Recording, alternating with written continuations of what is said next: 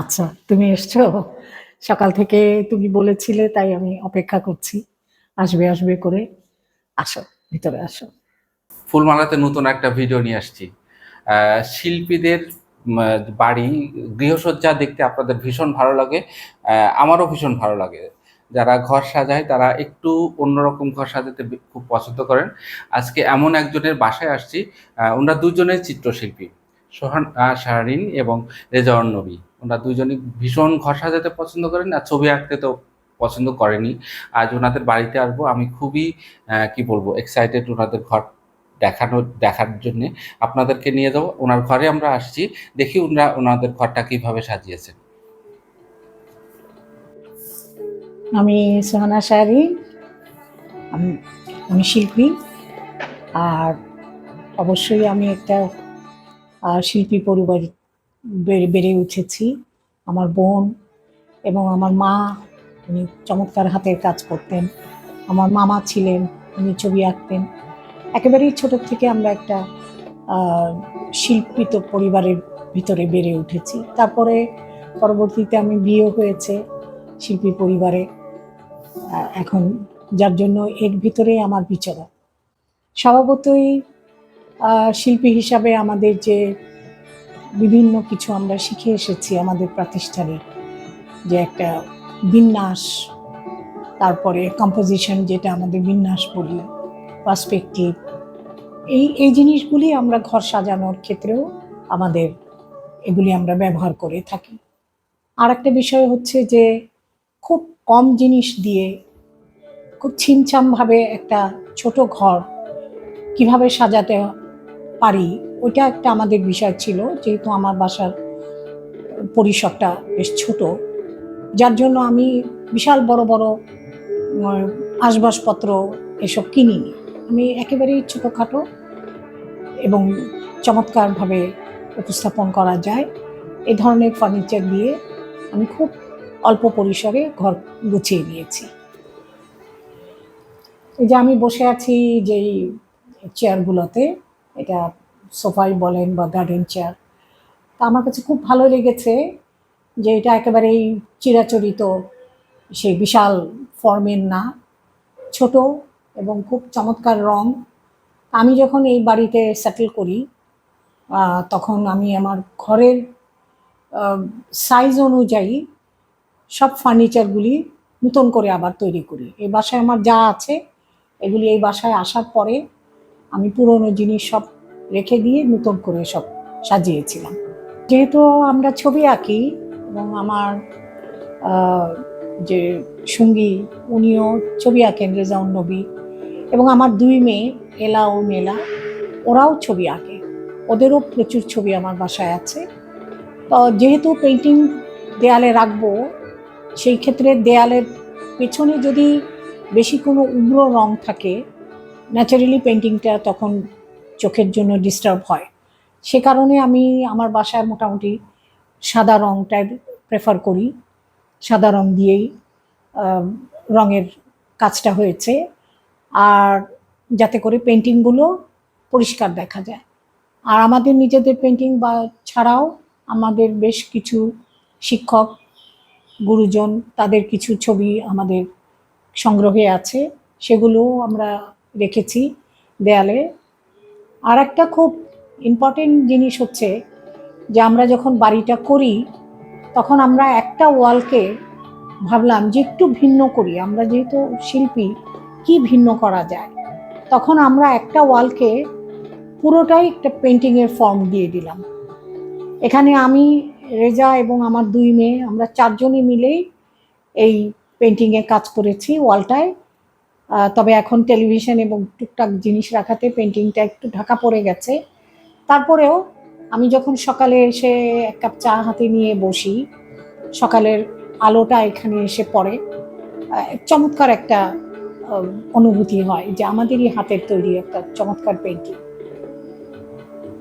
আমার ছেলেবেলাটা কেটেছে চট্টগ্রাম শহরে, সেখানে আমার বড় হয়ে ওঠা। তো চট্টগ্রাম শহর এমন একটা জায়গা, আমরা যখন ছিলাম প্রচুর সবুজ ঘেরা পাহাড়, চমৎকার প্রাকৃতিক দৃশ্য। এই প্রাকৃতিক দৃশ্য, সবুজ, বিভিন্ন বুনো ফুল পাহাড়ের গায়ে গায়ে, এগুলি দেখে দেখে আমার বড় হওয়া। এখনো আমি প্রকৃতির সাথে সবসময় কাছাকাছি থাকতে চাই। আমি এখন যে বাসাটায় থাকি এটা একেবারেই সবুজ ঘেরা একটা এলাকা এবং কোলাহল মুক্ত, কোনো রকম যন্ত্রের আওয়াজ এখানে পৌঁছায় না। আর আমার নিজেও আমি ছোট পরিসরে আমার বারান্দা এবং ঘরের যেখানেই আমি কোনায় পাই আমি ছোট ছোট করে সবুজ গাছ দিয়ে চেষ্টা করি প্রকৃতিকে কাছে রাখতে। আর একটা বিষয় হচ্ছে যে বদ্ধ ঘরে আলো বাতাস কম, এই জিনিসটা আমার একেবারেই ভালো লাগে না। যার জন্য এই বাড়িটা যখন আমি তৈরি করি আমি বিশাল বড় বড় জানালা দিয়ে, যাতে দিনের স্বাভাবিক আলোটা ভিতরে আসে সেই ব্যবস্থাগুলো করে রেখেছি। এবং সন্ধ্যা পর্যন্ত আমার প্রাকৃতিক আলোতেই আমার ঘরে যথেষ্ট আলো আসে। আমার কৃত্রিম লাইট খুব একটা দিনের আলোতে লাগে না। আর আমার একটা বারান্দাও আছে ওইদিকে খোলামেলা, সেখানেও আমি ছোটখাটো একটা বাগান করেছি, বারান্দা বাগান। এরপরে সেটাও আমি দেখাচ্ছি। প্রতিটি বাড়ির যে প্রবেশ পথ, যেটা সদর দরজা, আমি মনে করি ওটা খুবই একটা গুরুত্বপূর্ণ অঙ্গসজ্জা আর কি বাড়ির। তো আমি মনে করি আমার দরজাটা কাঠের উপরে এটা খোদাই করে করা হয়েছে, দুই সাইডে দুই ধরনের ডিজাইন, দুই পাশে। আর এটা রেজা নিজের হাতে এটা কাঠ খোদাই করেছে এবং এর ডিজাইনটা করেছে আমাদের বড় ভাই, বাংলাদেশের একজন খ্যাতিমান শিল্পী, লিজেন্ড আর্টিস্ট রফিকুন নবী। ওনার কাছে আমরা আবদার করেছিলাম যে একটা সদর দরজার ডিজাইন দেন। উনি চমৎকার দুটি ডিজাইন দিয়েছিলেন এবং এই দুটোই আমরা কাজে লাগিয়েছি, একটা বাইরে এবং একটা ভেতরে।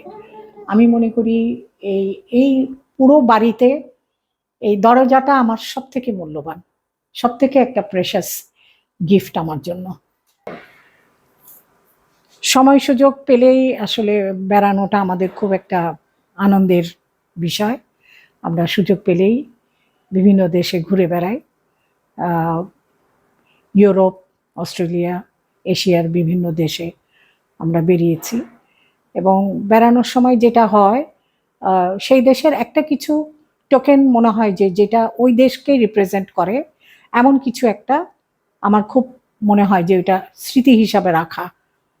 তো ন্যাচারালি আমরা যখন ট্যুরিস্ট হিসাবে বেড়াই বড় বড় জিনিস আনতে পারি না, সেক্ষেত্রে ফ্রিজের এই ডেকোরেশন ইয়েগুলি, চুম্বক দেওয়া, এগুলিকে আমি খুব প্রেফার করি যে ছোট ছোট হিসাবে এনে আমি যখনই ঘুরি বাসায় চোখে পড়ে তখন মনে হয় যে আমরা এই দেশে বেরিয়েছিলাম। হ্যাঁ, এটা আমাদের স্মৃতি মণিকোঠায় আবার ফিরে আসে। এই খাওয়ার টেবিলটা একটা পরিবারের খুব গুরুত্বপূর্ণ একটা অংশ, কারণ এখানে আমার বাচ্চারা যখন তাদের বেড়ে ওঠা, এখানে বসে দুই বেলা খাওয়া, সারাদিন শেষে রাতের বেলা বিশেষ করে সবাই মিলে একসাথে বসা, খাওয়ার ফাঁকে ফাঁকে সারাদিনের বিভিন্ন গল্প হতো, হাসি ঠাট্টা, আনন্দ দুঃখ সব কিছু মিলায়ে এই ডাইনিং টেবিলটা একটা খুব গুরুত্বপূর্ণ অংশ। তো আমার টেবিলটা বেশ বড়, আমি 8 সিটের একটা টেবিল নিয়েছিলাম এটা ভেবে যে ভবিষ্যতে আমার মেয়েরা বড় হবে, হয়তো পরিবার বড়, ওরা এখন দেশের বাইরে চলে গেছে, আমরা এখন দুজন থাকি। তো এই টেবিলে সকালবেলা বসি এক কাপ চা নিয়ে, বাচ্চাদের কথা মনে করি, টেলিফোনে কথা হয়। এটা অনেক একটা স্মৃতি বিজড়িত অংশ আমার এই ডাইনিং স্পেসটা।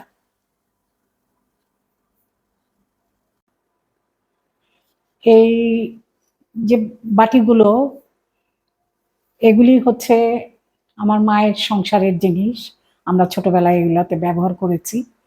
প্রায় 70 বছর বয়স। এগুলি ইংল্যান্ডের, সেই সময় পাওয়া যেত, ইংল্যান্ড থেকে আসা এই ক্রকারিজগুলো। তো ছেলেবেলার অনেক স্মৃতি মনে পড়ে যায় ঈদের দিন, বিশেষ করে এই কোরমাদানি, এই পোলাও ডিশ, এই প্লেট, এই আহ, পায়েসের বাটি, এগুলি বের করা হতো। আবার আমার মা খুব যত্ন করে তুলে রাখতেন। তো এই কয়েকটা জিনিস আমি আমার মায়ের সংসারের আমি কালেকশনে রেখেছি। হয়তো বা পরবর্তীতে আমার মেয়েদেরকেও আমি তাদের নানির সংসারের এই জিনিসগুলো একটা কালেকশন হিসাবে, অ্যান্টিক হিসাবে বলবো, তাদের সাথে যদি রাখে তারা। ফুলমালার সাথে থাকার জন্য আপনাদের সকলকে ধন্যবাদ।